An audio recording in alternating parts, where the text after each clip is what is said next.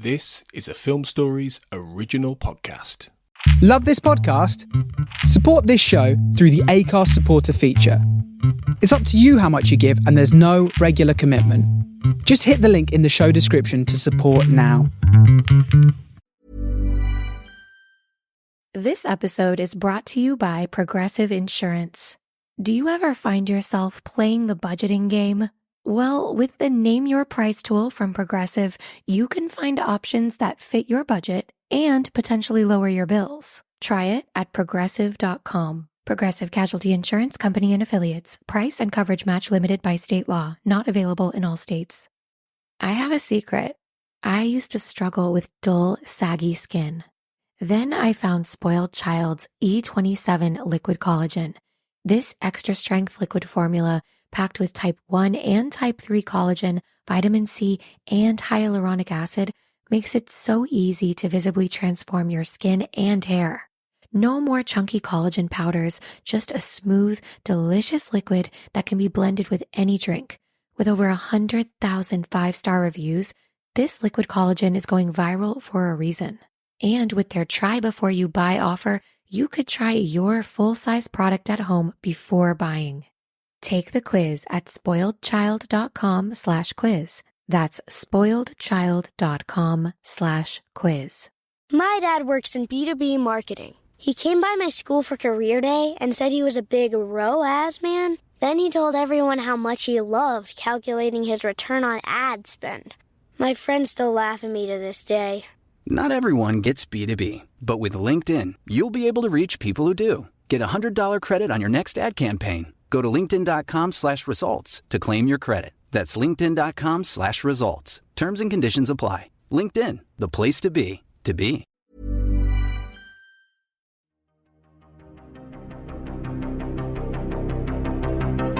This is Writers on Film, the only podcast dedicated to books on cinema.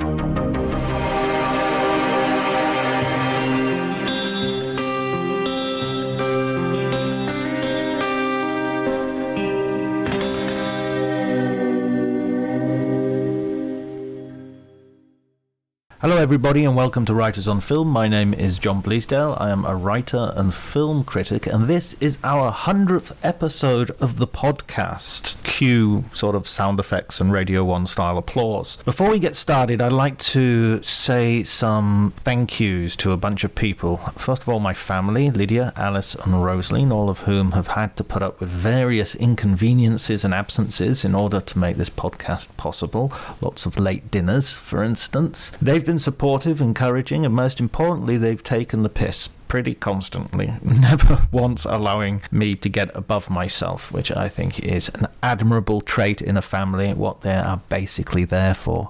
I'd also like to thank Elliot Atkins, who has written the music especially for the podcast, and I think with its Carpenter-esque / Morricone feel, and yet it's all its own thing as well, of course. Elliot is one of my oldest friends, and he is a fellow film lover. Many of the films we watched together and argued about and joked about while we lived in Liverpool, and that continues to this day. I'd also like to thank my guests, of which there have been too many, 100 or so, to thank individually without leaving someone out, but they have all given their time and their expertise to provide me with a private film school that has taken me to places I've never been, or even favourite haunts but with new eyes. And finally, I have to thank my listeners, many of whom have basically provided the only promotion this podcast has had. I've met some of you in person at various festivals and venues. Others I've talked to or messaged with outside of Twitter. You've always been amazing, a source of constant encouragement. I'd like to name in particular Andy and Joe English, Kai Ross, Jem Duduku, Christopher James, David Hughes, the cinematologists who have been very important in helping me out, Pamela Hutchinson and many others. Please forgive me if I've omitted your name here, but it is only proof of how much support I've received over the last 2 years that listing everybody would just go on for over an hour, I'm sure. As regular listeners will already know, this was a lockdown-inspired project. It was only supposed to last for 10 episodes, But as long as the guests kept saying yes, and most importantly, great film books kept appearing, I felt there was no way I could stop, or indeed wanted to stop. In fact, I'm starting a new podcast, a second one, which will be available in the coming weeks. It's called Cinema Italia, or Cinema Italia, if I give it the proper Italian pronunciation, and will feature guests both from Italy and around the world talking about their favourite Italian movies, from the silents to the neo-realists to the spaghetti westerns and giallos, right up to the present day. Guests will include writers, filmmakers, actors, and will provide a panorama of the Italian cinematic scene. So hopefully you might consider subscribing to that podcast as well. 2 podcasts in 1 week? No way. Oh, go on. But before you do any of that, I had the chance to talk to Matt Zoller Seitz, a critic I've read and admired for years, a critic who has written many books on The Sopranos, Wes Anderson, and most recently Deadwood. He has also become an online source for buying books specifically which cover the arts, and of course a large slice of those are books to do with cinema. Many of our guests who have featured on the podcast have been promoted and sold on Matt's site. So I'll put the links in the show notes so you can visit his site and continue and support that as a very worthy venture. If you enjoy the podcast, please remember to like and subscribe, or not. It's the 100th episode. Why am I insisting on you doing things like this? You've liked and subscribed enough, I'm sure. So if you enjoy the episode, just keep on coming and enjoy the conversation.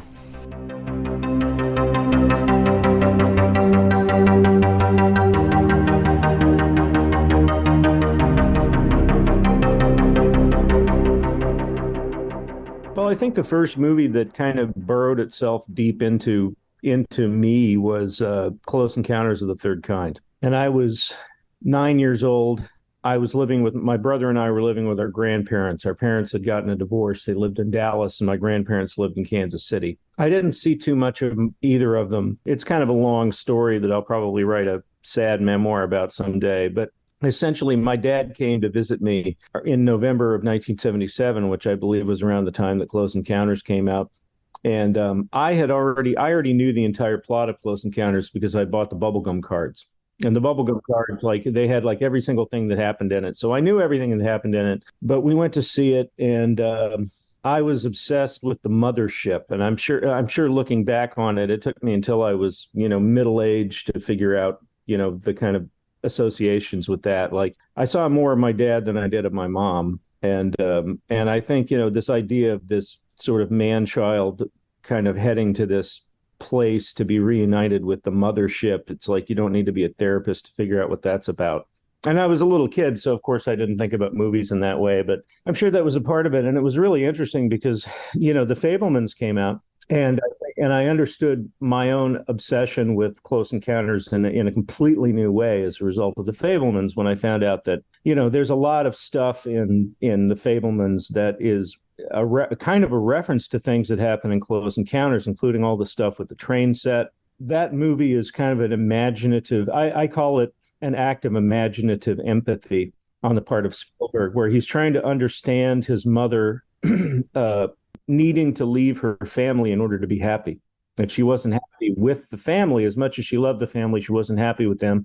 Close Encounters, he kind of sort of puts the mother and the father together in the character of Roy Neary. It's sort of like Spielberg it's sort of I feel like it's him glomming together his own need to leave the family in Arizona to go off to Hollywood and seek this miraculous event, which turns out to be his own career.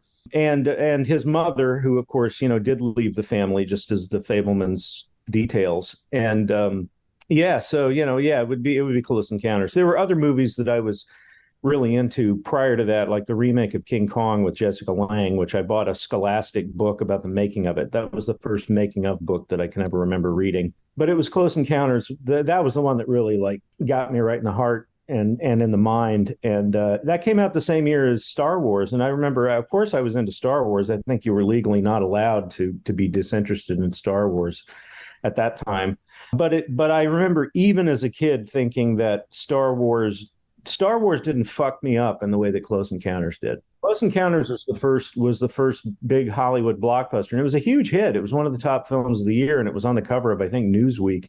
That was the first blockbuster that I remember feeling profoundly moved by. And I don't just mean in the sense of it gave me the feels, as the kids say, but also like I felt like my internal organs were being rearranged by having watched this movie. And I went back to see it several more times. But so that's my answer. I'm sorry it was so long. Keep them as long as you like. As epic as the film itself. No, I mean, I remember my encounter with Close Encounters. I don't think it was on the cinema screen. I think because I was maybe just a little bit too young for Close Encounters. Although I did see Star Wars that year as the very first film I ever saw at the cinema. Wow. How old were you? I will have been about 5 or 6, I think. So pretty young. I'll have been dragged along with my brother as a sort of like, you can't leave him at home. If you're going to take Francis, you have to take John. That'll have been the conversation, I'm sure. But I have very strong memories of it. At least I have very strong memories of queuing up, of going in and the film had already started. So I saw the bit and I thought it was Steve McQueen. There's a guy with very blue eyes who's one of the rebels who gets killed by Darth Vader very quickly. And I thought, oh, Steve McQueen's in this. I was young. You thought, oh, they killed Steve McQueen. Yeah. In the very first scene. So I remember that, and I kind of after that, it's a mush of feeling. And I remember getting fish and chips on the way home. That was the whole, because it came to England in 1978. It was January 1978. Right. Yeah. That sounds right. Yeah. It's really, this is your 100th episode? Is that right? Yeah. That's quite a milestone. That's quite a milestone. And I wanted to, before we go any further, I wanted to congratulate you on that and say what an honor it is to be a guest on your 100th podcast, considering the luminaries that you have had on here in the past. It's really a very impressive enterprise that you've got here. Thank you so much, Matt. I really appreciate that. It's a really it's been a hell of a lot of fun. It's been a real privilege to talk to as you say, those luminaries, people I never dreamed I'd get an opportunity to talk to, and it's been a heck of an adventure, and long may it continue. Well, absolutely, and you've had a lot of people whose work I admire a great deal on here, and who are just interesting people, and Dana Stevens and Charles Bramesco, both of whom I've hosted events with. Dan Mirvish, the filmmaker Dan Mirvish, who I think is really interesting. Like, he's really like, I have a soft spot for any filmmaker whose movies go, who the hell is the audience for this? All of his films fit that description, and I mean that with love and respect. Like, he doesn't seem like he has one eye on the box office at all.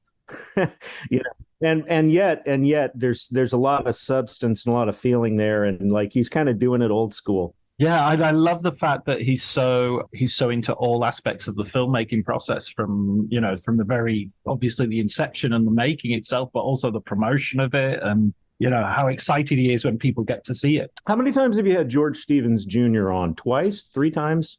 Twice. So what is the fascination with George Stevens Jr.?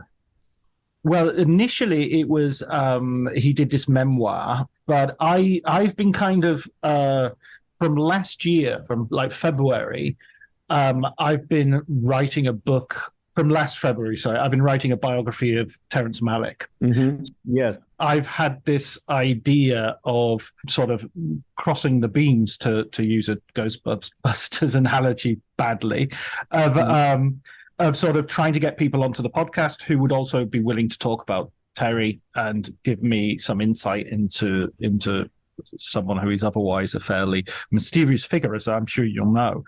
And so he has been very useful to me, sort of in that regard, and he has been very and his book, when I read it, is just so fascinating. He's this guy has met every president. He's talked to every huge heroes in film.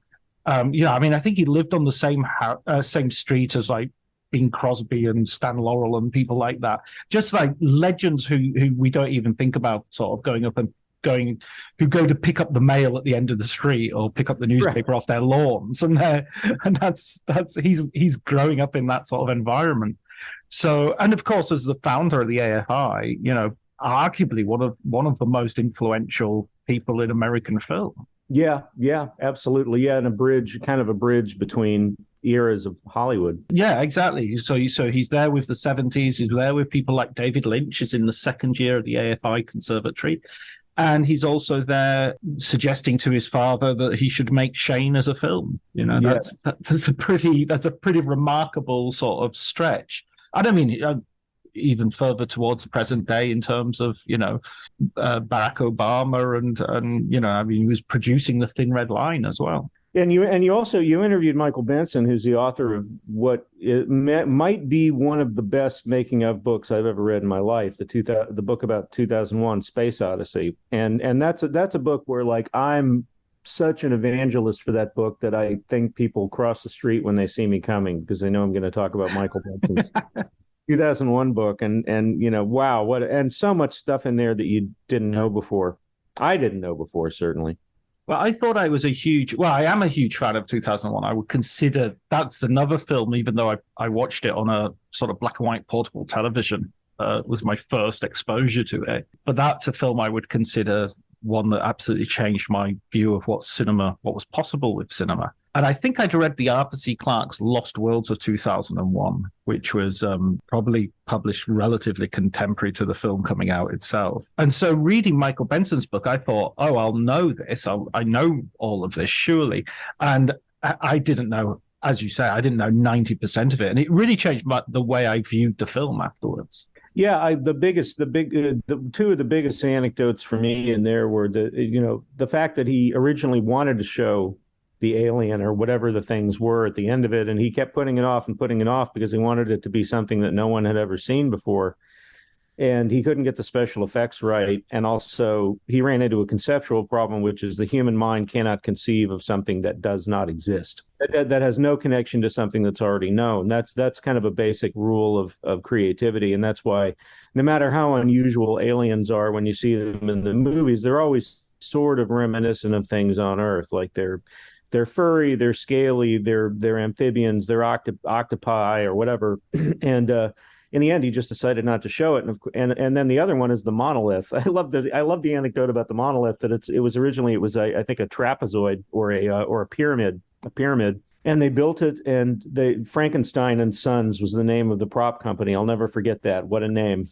And Frankenstein and Sons builds this. They say, we can't build a lucite pyramid. It's going to be too heavy. It's going to be too difficult to transport. Will you consider making it some other shape? And they decided to go with this kind of domino shape, which looks like a door, which turns out to be perfect for the movie. And he said, well, I wanted it to be transparent. And they said, well, we can't really do it out of glass. You'll never be able to keep it clean. And there's also the risk of, if it shatters, it could hurt someone. So why don't we try lucite? And they make it out of lucite, and it weighs a ton, literally, and they put it on a flatbed truck and take it to Kubrick's studio, and they prop it up, and he looks at it through the viewfinder, and he says, it looks like a big bar of soap. Take it away. And his producer says, look, we went to all this time and expense and trouble to get this thing in here. Why is there something else we can do to it? Can we maybe paint it a different color? And Kubrick's like, I don't know, screw it, paint it black, whatever.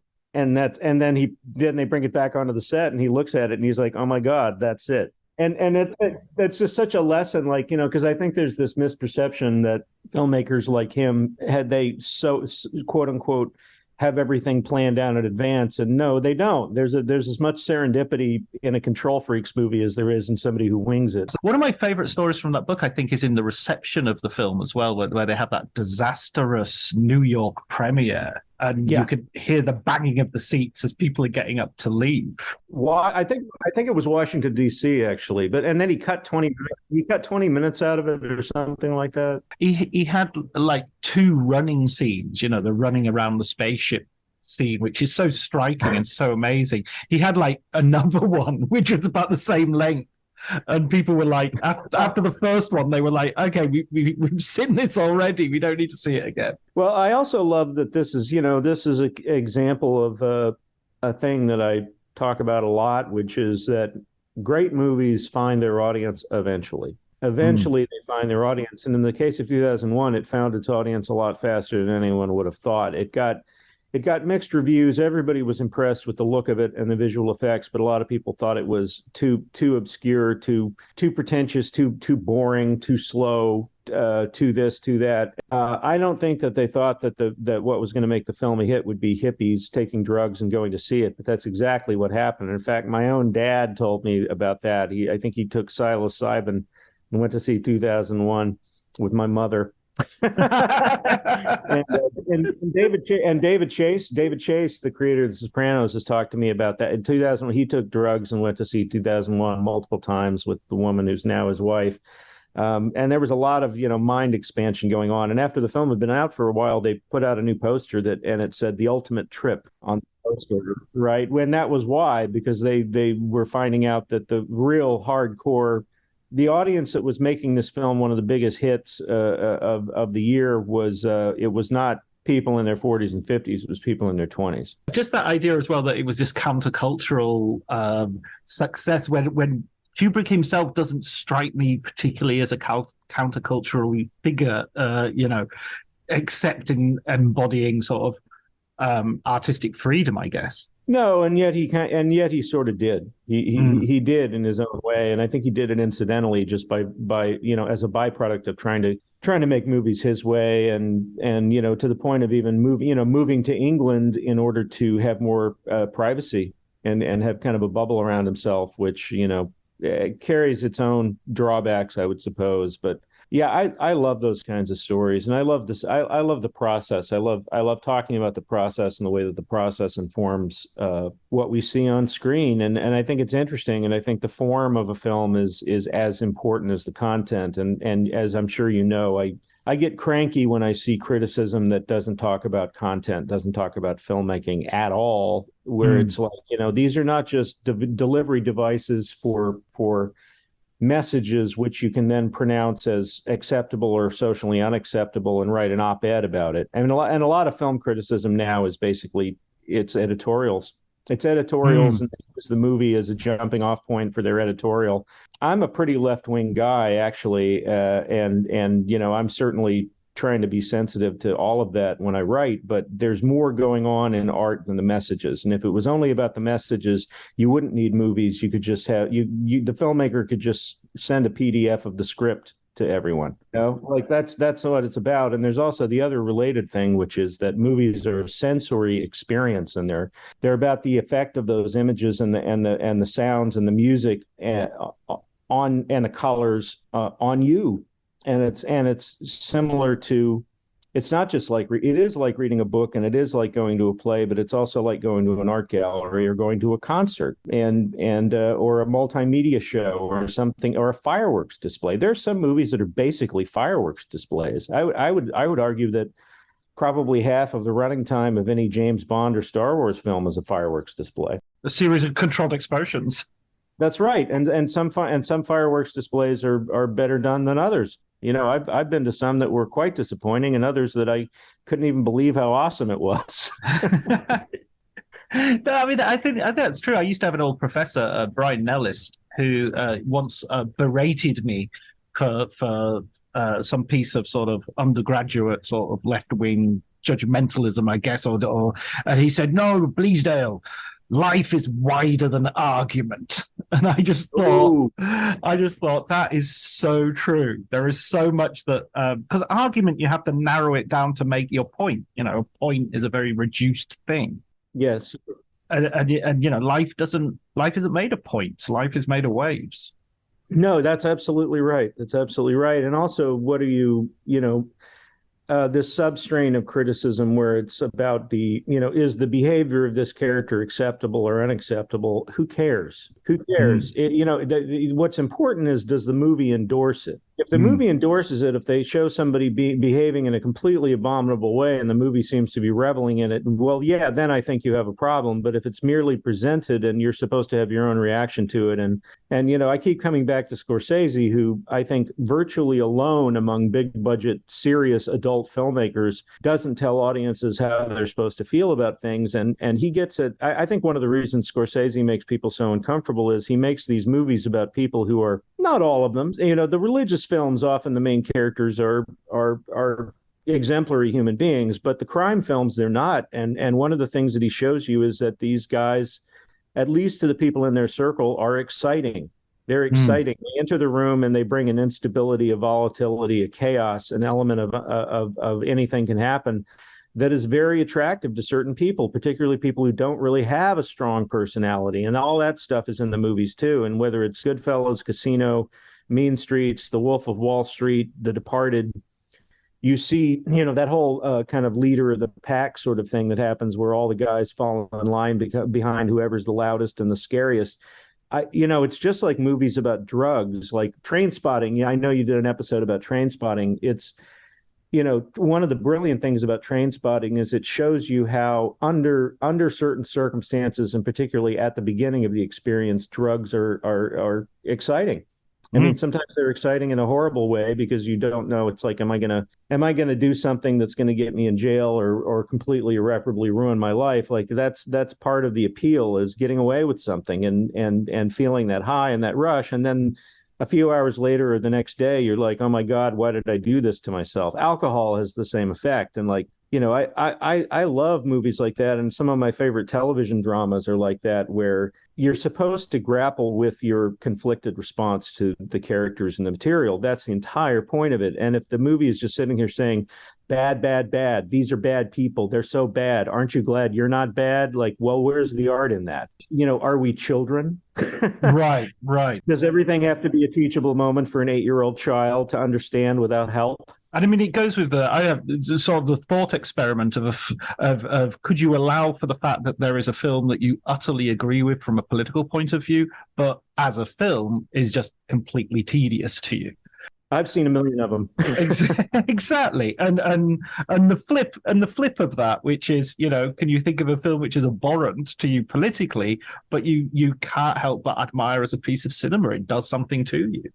Well, probably, a good percentage of all the great action films that have been made fall under that category for me, because I hate the fact that so much of cinema is glorifying law enforcement and particularly glorifying this idea that you can't really get justice for society unless you break the rules. And there was this it's still going on after the Miranda decision where suspects had certain constitutionally protected rights.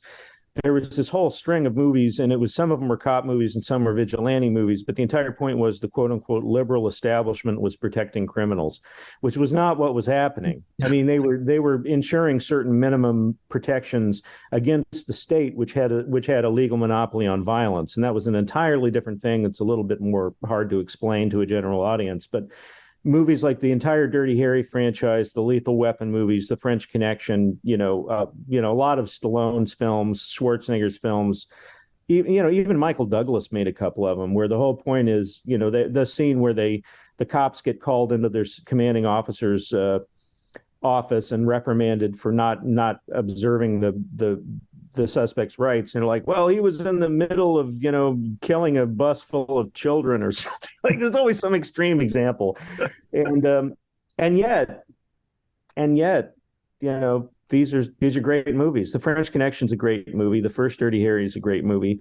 The first Lethal Weapon and parts of the others are superb. And, I could go on, but these are reactionary films. They're reactionary. Even Die Hard is pretty reactionary politically, not just in terms of like cops, but also marriage. Now I've seen you shoot a bunch of people. I see I'm going to take your name again. Right. Exactly. But you have to admire the absolute perfection of the way it's constructed, right down to the point where the Holly was given a watch by the yuppie cokehead Hollis, who obviously had designs on her, and that watch symbolizes the pull of Los Angeles, of pulling away from the marriage, pulling her towards her career and away from her family.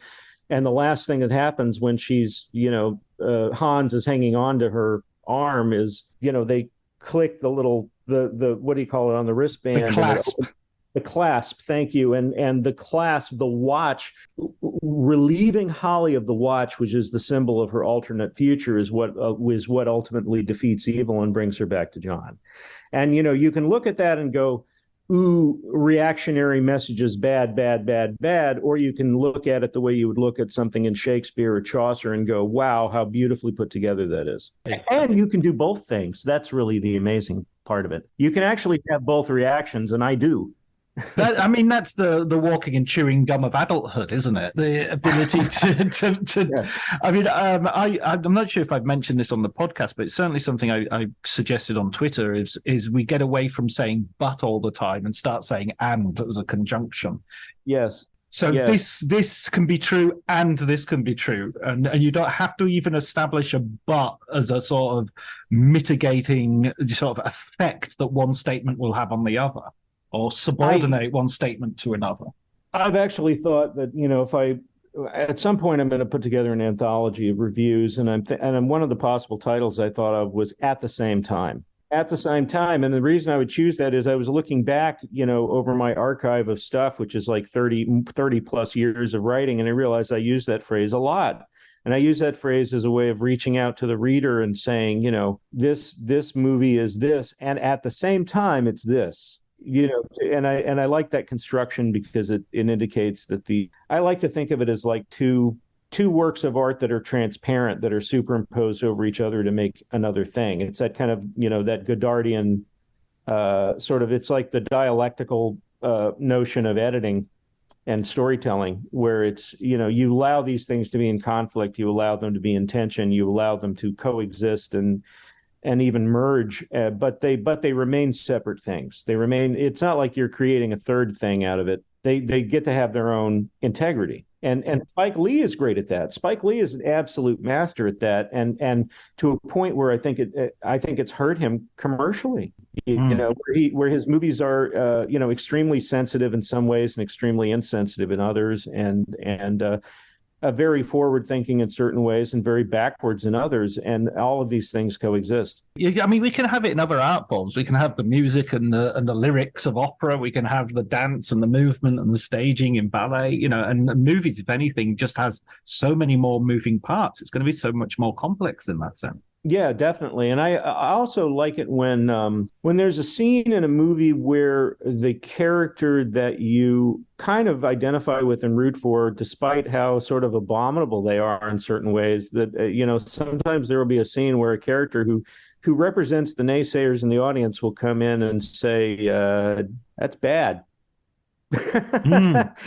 What you're doing is horrible. And you get to see the character kind of brush them off. And then I like, and those scenes when they're badly done, they can sort of seem like the academic sort of predictable Sunday supplement sort of critic is coming in and chastising the hero. But when it's well done, it kind of throws it back into the audience's lap and says, we have acknowledged what a piece of crap this person is, and are you still rooting for them?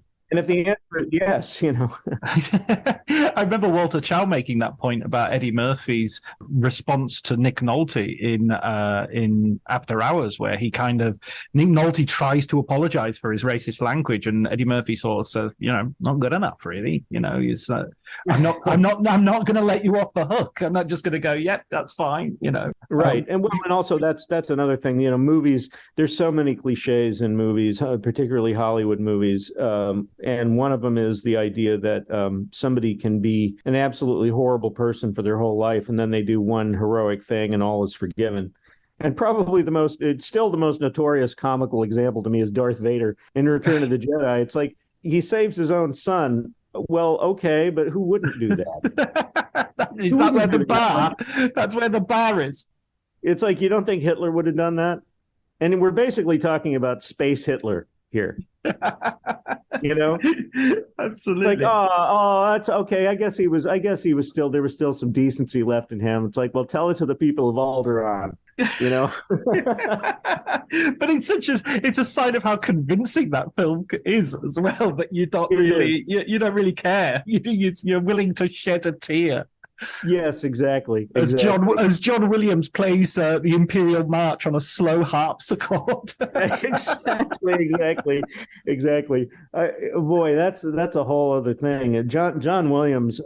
Gosh, what can you say about John Williams? He just had a birthday recently. What is he, like 80 now or 85? I think he's. Oh yeah, I think he's heading 80. Towards Clint Eastwood age, isn't he? He's what a machine, and I believe he's finally retired. I think I read that The Fabelmans was his last score, and but that's somebody who, he has an identity as strong as any director. And I'll never forget, my son was about 10 or 11, and I said, well, you want to watch a movie tonight? And he said, yeah. And I said, what do you want to watch? And he said, I want to watch a John Williams movie. And I got confused for a second, and I said, a John Williams movie? What do you mean? And he said, like Star Wars or Harry Potter or Jaws, and I realized, oh my God, there are certain types of movies, these fantasy and action and genre films that have John Williams scores, and my son thought of those as John Williams movies, and they kind of are. I'd like to see an Ennio Morricone movie any day of the week. Well, yeah, and in fact, those are two composers, I would say, who have such strong personalities and are in such command of their craft that the music often fools me into thinking the movie is better than it is. Like, what was that movie by Giuseppe Tornatore, the movie with Monica Bellucci? Milena? Was it Milena? Milena, yeah. Right. Yeah. And that, I think that's kind of a terrible movie. I'm just going to say it. I mean, it's beautifully directed and everything about it is great, except the movie, I think, is really, really specious and kind of weak in a lot of ways. But that score, oh my God, that score. And I came out of it thinking thinking I'd seen something, and I realized it was just the score that did that. It's really kind of a mess. And I think there's been a few others that he scored that, like, I think The Untouchables is half the movie without that score. Like, if you'd had somebody like Dave, if Dave Grusin had done the score of The Untouchables, and I like him fine on other films, but we wouldn't be talking about it today. It's that oomph that he brought. He's got so many. I mean, like, could you have that long, drawn out sort of slow motion waiting at the central railway station without Ennio Morricone scoring it? It just feels. No, you can't.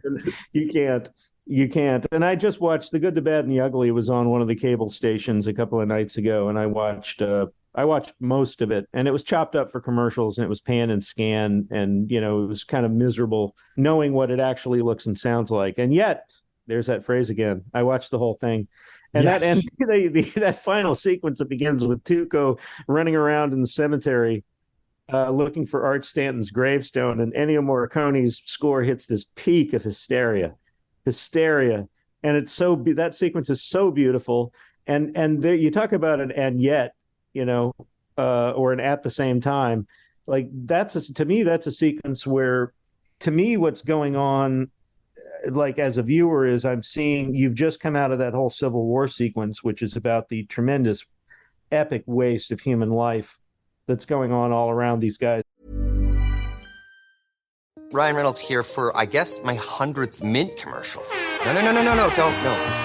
No. I mean, honestly, when I started this, I thought I only have to do like 4 of these. I mean, it's unlimited premium wireless for $15 a month. How are there still people paying 2 or 3 times that much? I'm sorry, I shouldn't be victim blaming here. Give it a try at mintmobile.com/switch. Whenever you're ready. $45 upfront payment equivalent to $15 per month. New customers on first 3-month plan only. Taxes and fees extra. Speed slower above 40 gigabytes. See details. My dad works in B2B marketing. He came by my school for career day and said he was a big ROAS man. Then he told everyone how much he loved calculating his return on ad spend. My friends still laugh at me to this day. Not everyone gets B2B, but with LinkedIn, you'll be able to reach people who do. Get $100 credit on your next ad campaign. Go to linkedin.com/results to claim your credit. That's linkedin.com/results. Terms and conditions apply. LinkedIn, the place to be, to be. So we're looking for gold. And Tuco doesn't care about any of that. He just wants to find the gravestone where the gold is contained. But the scene is also kind of it's this lament for the sheer scale of the suffering. And the fact that you've got this guy who's really his only concern is money running around in there. Like, he's not thinking, oh, the humanity. But I feel like the movie is. Yes. The movie is, in some strange way.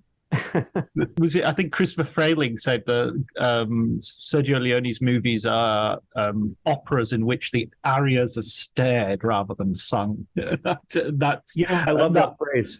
Final sequence is totally that. I love that. So I'm so glad that you quoted that, because that phrase has been in my head for several months and I couldn't remember where I saw it. But that's perfect, absolutely perfect. And they are operas, and operas, bringing it back to operas. I mean, how many of the great operas are based around basic stories that would not stand up to the scrutiny of an editorial page columnist who is looking at mainly at the morals? Oh, she's got TB. Is that it? She's just going to cough and die. Is that all she's going to do? That's so passive. Yes. And also just, so many of the operas based on mythology are, they're unabashedly royalist in their biases and very much buying into, the right of kings and queens to do whatever they want, and God ordaining certain things, and, people being punished for the transgression of not doing what the royal person wants, and all of that. I mean, pretty much almost all of Shakespeare is about that. But if you can't find your own way into it as a viewer, then it's your problem. It's really your problem. And I love, I love the tragedies of Shakespeare are so much the guide for a lot of the movies that I like. I mean, there's no reason why you should care about Macbeth at all. Yet he gets the most beautiful speech in Shakespeare. He gets the tomorrow and tomorrow and tomorrow speech, which as well, just within that speech, even if you don't know anything about the play, the speech itself is saying something which is utterly nihilistic. It's basically the universe makes absolutely no sense, so we can do whatever you like and it doesn't matter. But it says it so beautifully. It's so illuminating, and it's also, on a basic level, the story of Macbeth it's film noir. It's like the original film noir. It's a guy he's smart and ambitious, but he's more ambitious than he is smart, and he's got a woman in his life who's way smarter than he is, who sees him as her instrument. And it's really like she's the original femme fatale. And it's funny, and that's the other thing about Shakespeare is he's funny. He's funny, and sometimes he's directly funny, like characters say things that are amusingly phrased, or they catch your attention because they're true. There's something about it that's speaking the truth. But other times they're funny because of the situation. And Macbeth is, I never thought I would say this, but Macbeth is a stitch. It really is. And like, as it goes on, like the guy keeps digging himself deeper and deeper into a hole. And like it's like, well, and now we're in even worse trouble. It's like, oh, look at another fine mess you've gotten us into. And the solution is always, well, we got to kill some more people. What about that guy? You haven't killed him yet. Maybe if you kill him, it'll be better now. It's just... I'm so far waded into blood that it would be as tedious to go back as it would to go forward. Just the fact that he uses tedious, not it would be as difficult, but it would be as boring to go backwards as it would to go forwards. So. Right. Well, there is a certain point where you're like, why not? Why not? And yeah. But they're children, sire. Oh, well, we haven't tried children yet. Maybe children will be the answer. No, that's right. Let's see. What taboo haven't we broken yet? I mean, speaking of Shakespeare, one of the books that you wrote that I really loved reading was over COVID, I did a rewatch of The Sopranos with my daughter. I used it as an opportunity to sort of read your book chapter by chapter as we went through the episodes. There's a TV show that absolutely merits comparison with Shakespeare, I think. I don't think that's hyperbole. No, I don't think it is. And that marriage between Tony and Carmela is one of the great marriages of convenience, I guess, in some ways, that you've ever seen. And it's so deep. It's so deep and so believable. And the way that they have made peace with each other's heinousness. And I was speaking about scenes where a character kind of lays it on the line for you morally, and then you have to decide where you're going to go as a viewer. There's one of the great scenes in the history of television is the scene where Carmela goes to a different shrink, and he tells her essentially, look, here's the source of your unhappiness. You're married to a criminal. You're married to a murderous, thieving criminal. And all the money that allows you to live so comfortably is blood money, and you're unless you take your kids and leave this guy, you're never gonna be happy, and also you're a horrible person. Basically, he tells her you're a horrible person, and the only way to solve this is by removing the circumstances that make your behavior horrible. And she doesn't want to hear it. She doesn't want to hear it, and she stays with him, and that's very realistic. And I think what that show got better than probably any drama that's ever been on TV is how probably 99 out of 100 people, when faced with a situation like that, would do the convenient thing. And people on that show are constantly doing the convenient thing instead of the right thing. And that's why they tolerate Ralphie for as long as they do. And it gnaws at Tony. Like, Tony has just enough of a sort of buried, gnarled, misshapen conscience to know that this guy is the devil. But the devil is allowed to live among them. And they just sort of step around him and look the other way. And Gandolfini does some amazing work in all the scenes with Joe Pantoliano, where you can tell that Tony hates this guy. He hates the fact that he even draws breath. And the murder that he committed, all those guys kill people, but the murder he committed was an innocent person, a truly innocent person who reminded Tony of his own daughter. And for money's sake and for the job's sake, he looks the other way until finally he doesn't. And when he finally does get justice for Tracy or revenge against Ralphie, it's strongly suggested that perhaps the thing that Tony thinks he's guilty of, he maybe didn't even do. I mean, I have that argument with people a lot. It's like, did Ralphie burn down the stable? What do you think he burned down the stable? Yeah, I don't think it matters really. I think it's yeah, I don't know. I don't remember having a really strong opinion either way on that. I just assumed that it was a straw, it was or even a straw man, in the sense that it was a motivation that just gave him enough reason to do what he needed to do anyway. Yeah, well, I think that. And I also think that, given what we know about The Sopranos, the idea of a guy who is guilty of so much being killed for something he didn't do seems very Sopranos to me. That's how I prefer to go. But I love that they don't come down on one side or the other. And in fact, David Chase himself was confused when Alan Sepinwall and I asked him about that plot line. It's like, did Ralphie burn down the stable? And at first he said, well, no. And then he corrected himself and said yes. And then I think he amended himself again. He was like, we told Ralphie that he didn't do it, but doesn't matter, as you say. Doesn't matter for purposes of what happens. It doesn't matter. Which is that conversation you have with David Chase at the end of the book. You talk about the ending. I think there's a long back and forth with you guys about the ending, because there's this real sense of, it just demands argument. We're demanding closure. We want something out of it that it's not giving us, but at the same time, that is a central point that he's trying to make. Well, and to me, I love about that final scene is that it flushes out the people who cannot stomach ambiguity.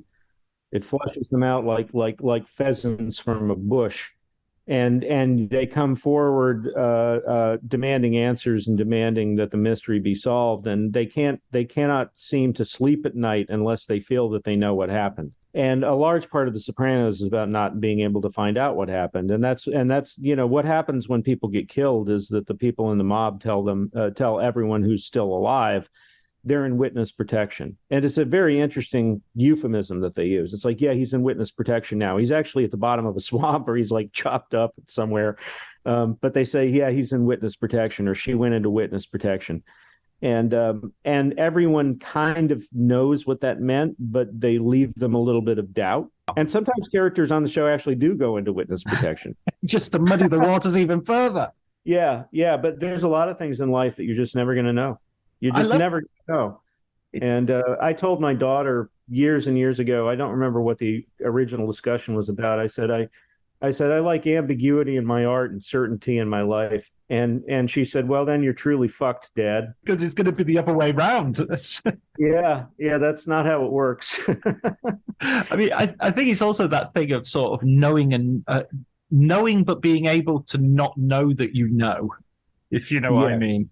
It's sort of like now, it seems to be the recent events in globally have been situations in which we've found out what we already know, and now we can't deny it anymore, you know?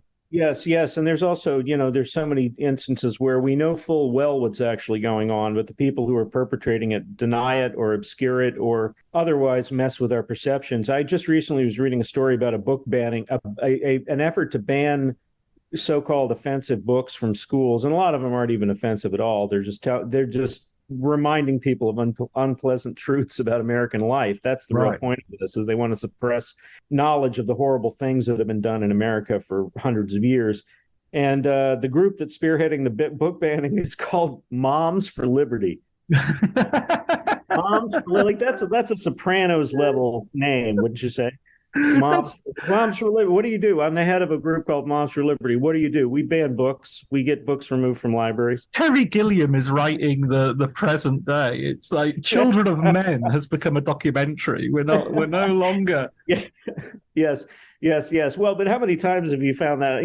You read a news story and it's about like some group is spearheading like an opposition to a public housing project or affordable housing, and it turns out it's a multi-billion-dollar real estate consortium, and they're doing a grassroots, what do they call, an AstroTurf campaign, like a fake grassroots campaign. The group is something like Citizens for Housing Justice. It reminds me of because Sarah Huckabee Sanders is now relaxing child labor laws, and I just keep thinking of that scene in Zoolander where Magotu says, "I'm a little baby and I want to work. These politicians won't let me work." And it's just every time I see this, I think Zoolander did that because it was absurd and hilarious, and now we've actually got mainstream politicians pushing this as the future of like, let's get the children back to work.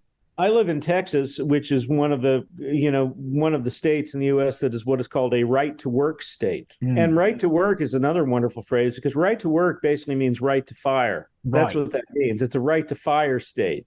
It's a state with fewer worker protections, not more. So it's not that nobody really cares about somebody's right to work in the state of Texas. What they care about is the employer's right to fire. Exactly.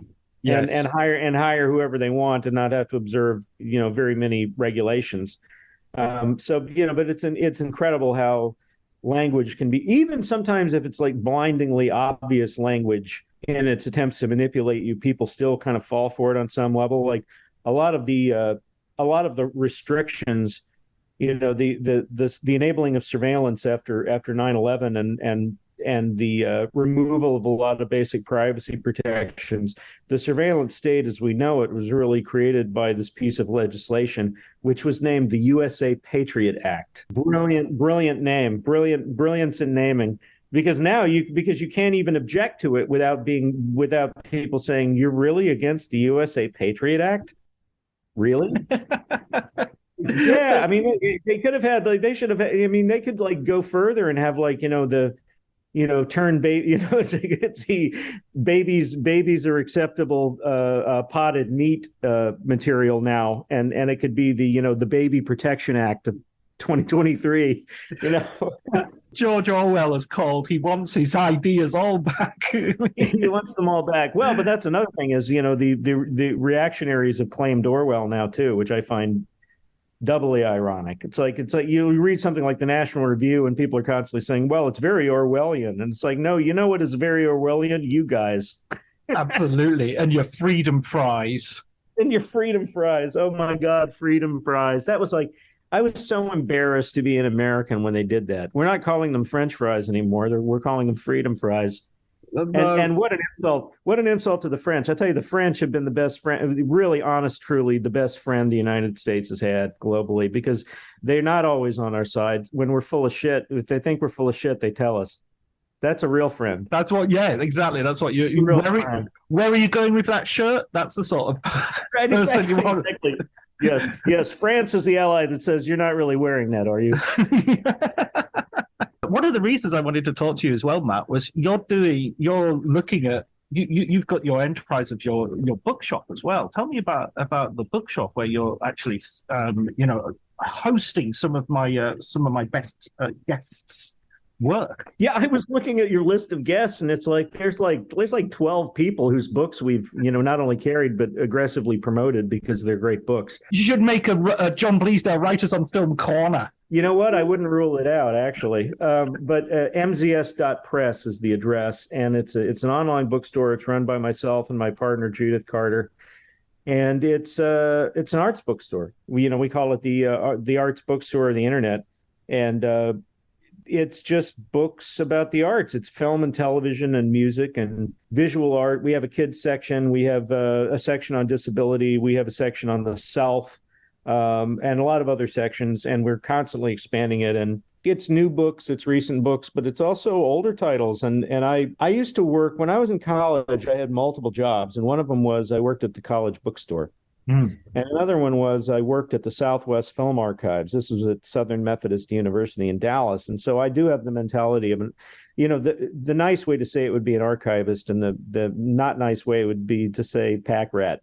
And I have hundreds and hundreds of books myself that I've been traveling around with for decades. My children growing up basically felt like they were living in a bookstore because I had so many books.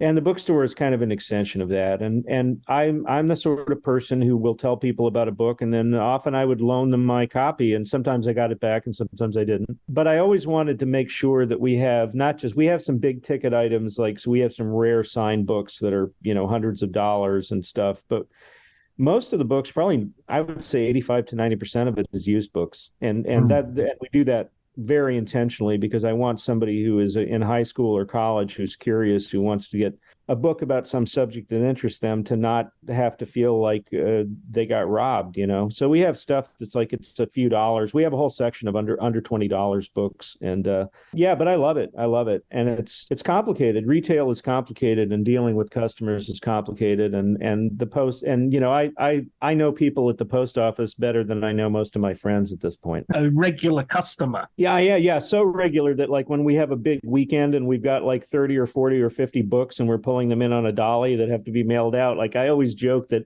I expect them to, they see us coming through the window and they put the grates down and say, nobody's here. No one's here today.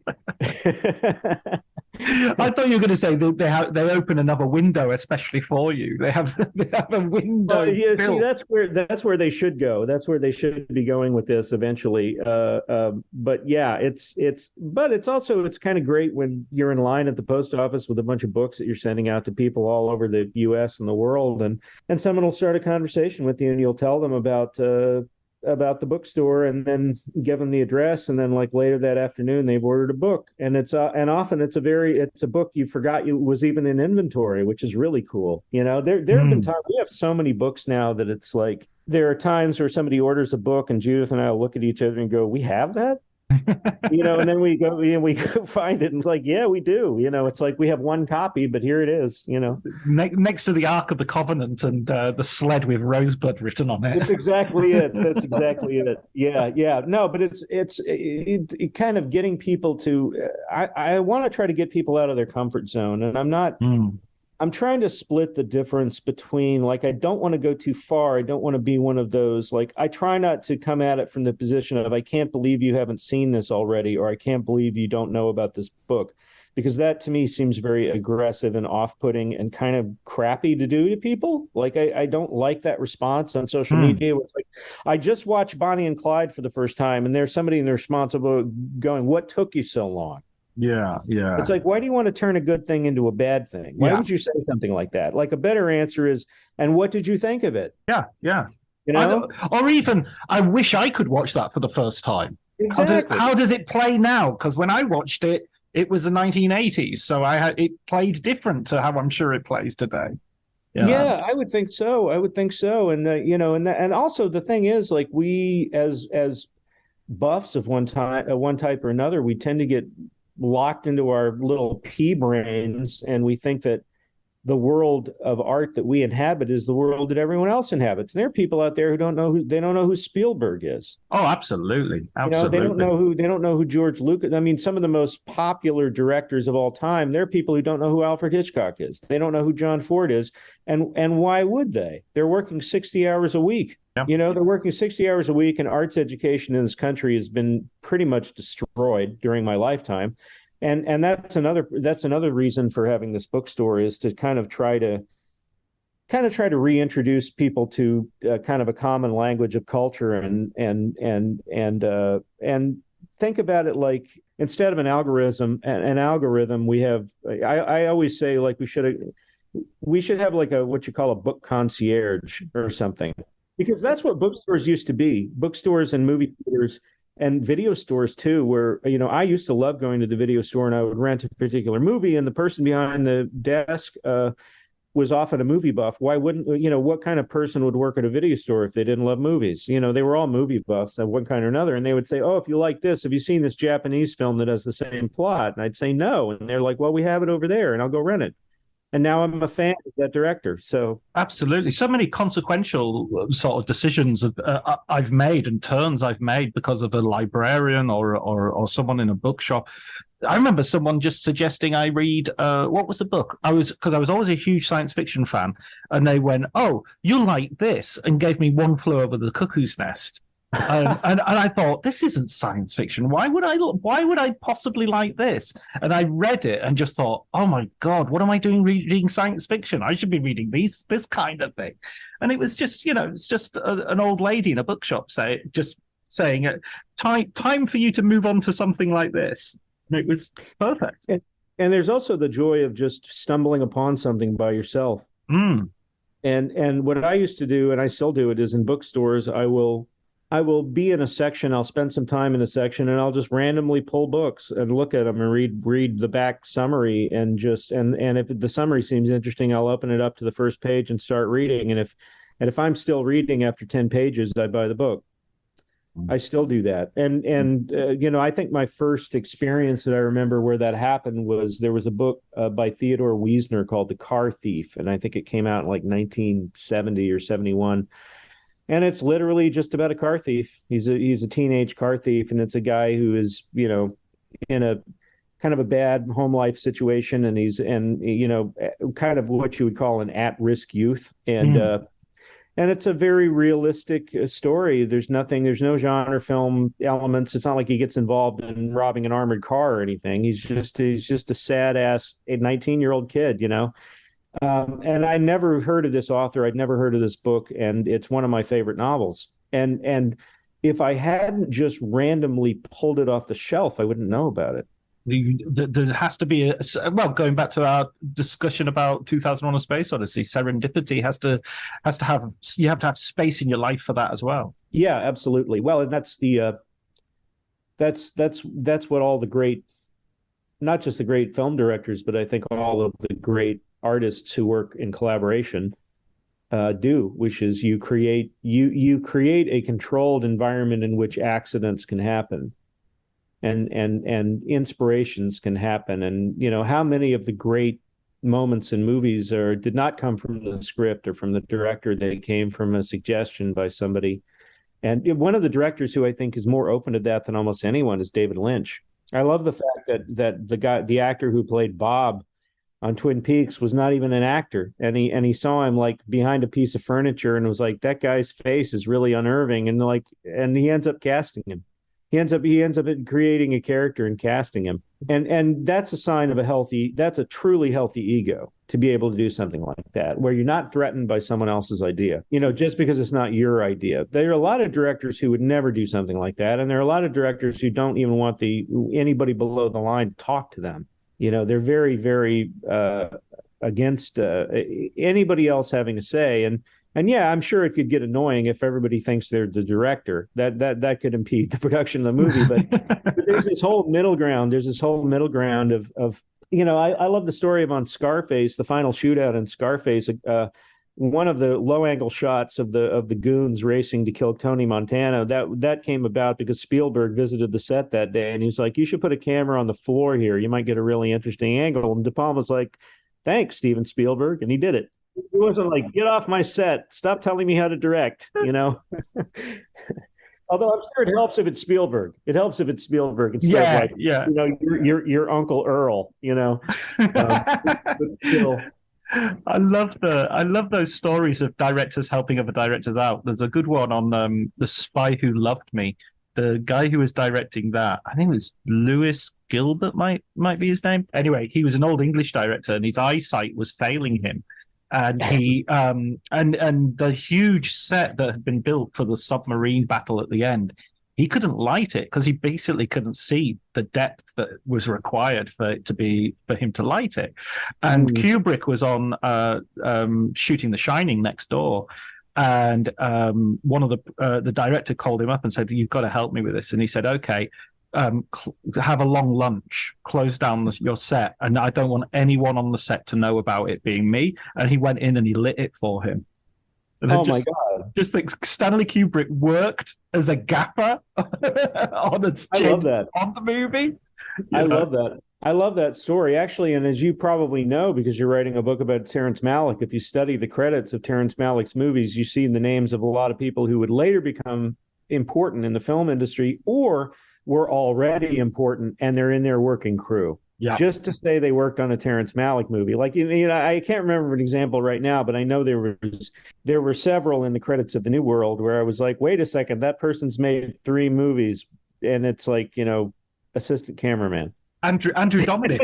Andrew Dominic shoots second unit on The New World, and he'd already made Chopper. He was already sort of a director, He hadn't made. I don't think he'd made Jesse James yet, but yeah, he was. Yeah. I've been reading your reviews of the. In fact, you're gonna feature quite heavily in the later chapters of the book.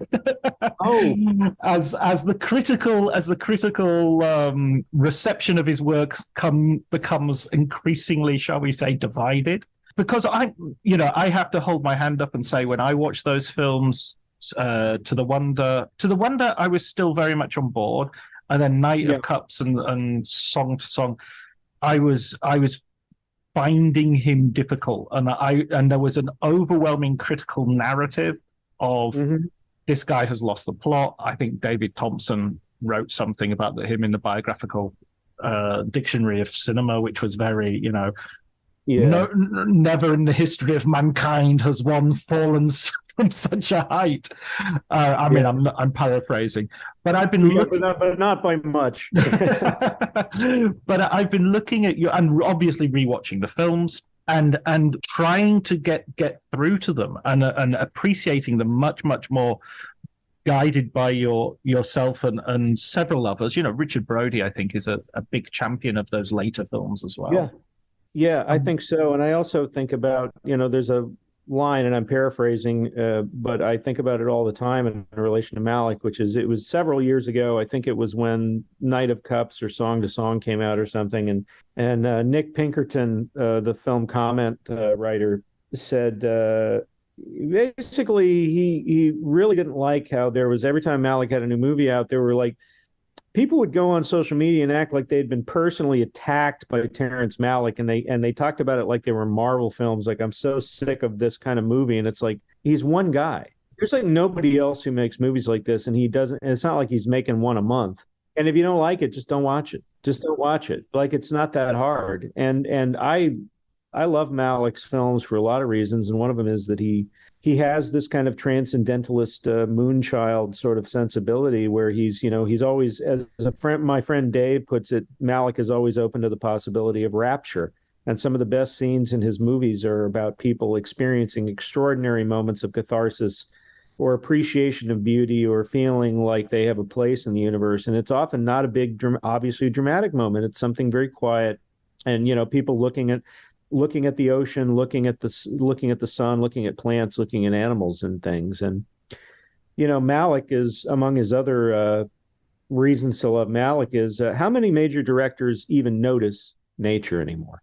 I mean, really notice nature. I don't mean you park the camera, there's some mountains and you park the camera and get a shot of the mountains. I don't mean that.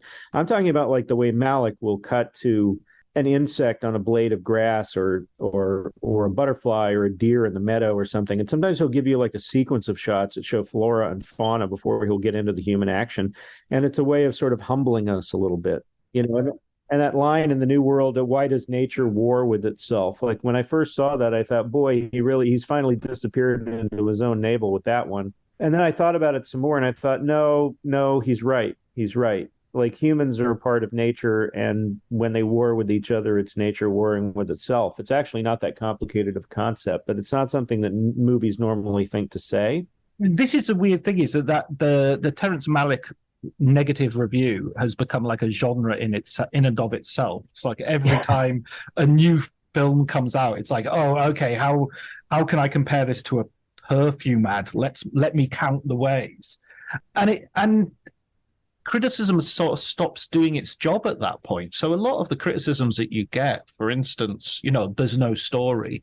Actually, if there is a problem with his last 3 or 4 movies, it's been that there's been too much story. I mean, it's a very obliquely told story, but you can't watch song to song and say there's no story in there. There are 3 different love stories going on in totally different directions. If anything, it's chocker. Yes, that's true. And I think A Hidden Life is one of his best films.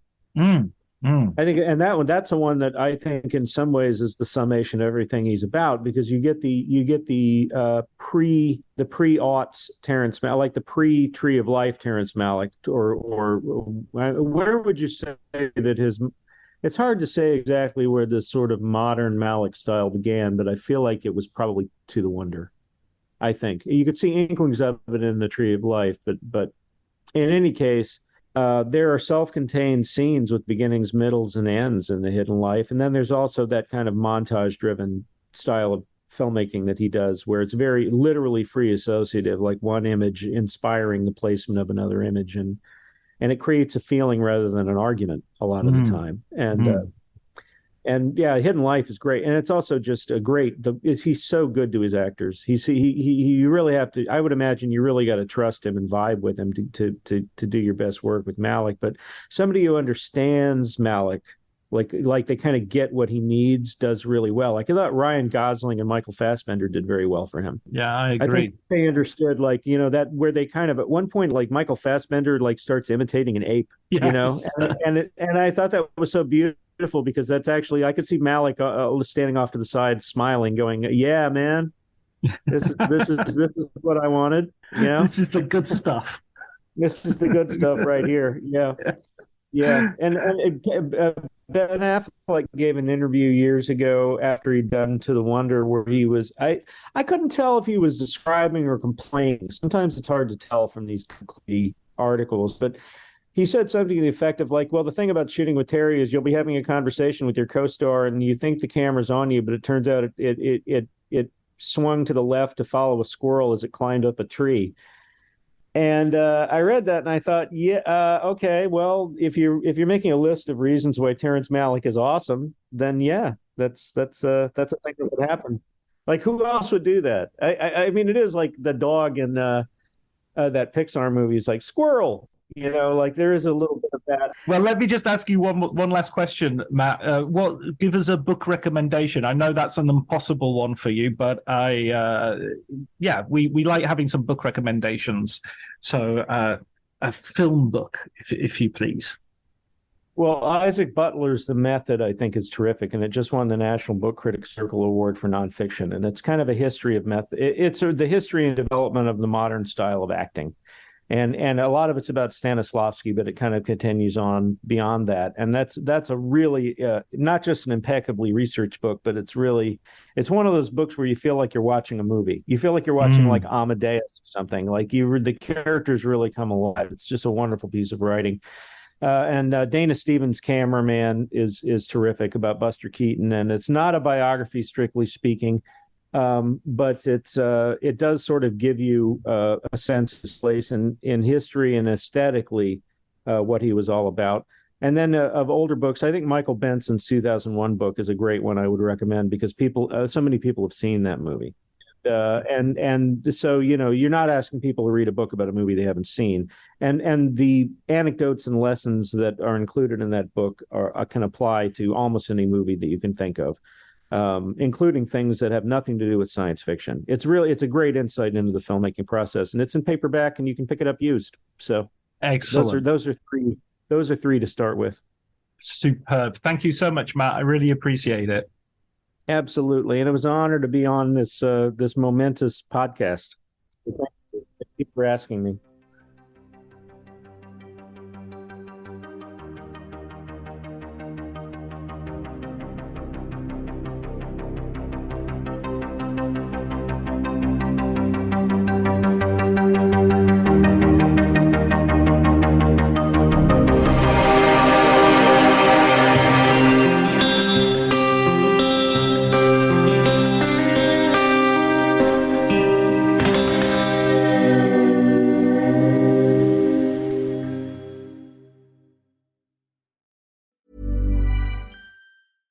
$1-800-Flowers.com knows that a gift is never just a gift. A gift is an expression of everything you feel and helps to build more meaningful relationships. 1-800-Flowers takes the pressure off by helping you navigate life's important moments by making it simple to find the perfect gift. From flowers and cookies to cake and chocolate, 1-800-Flowers helps guide you in finding the right gift to say how you feel.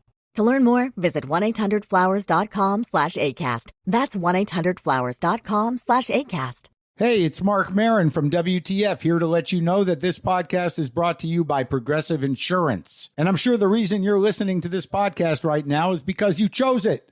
Well, choose Progressive's Name Your Price tool, and you could find insurance options that fit your budget, so you can pick the best one for your situation. Who doesn't like choice? Try it at Progressive.com. And now, some legal info. Progressive Casualty Insurance Company and Affiliates. Price and coverage match limited by state law. Not available in all states.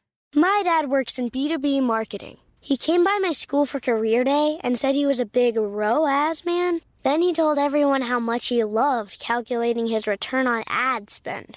My friends still laugh at me to this day. Not everyone gets B2B, but with LinkedIn, you'll be able to reach people who do. Get a $100 credit on your next ad campaign. Go to linkedin.com/results to claim your credit. That's linkedin.com/results. Terms and conditions apply. LinkedIn, the place to be, to be.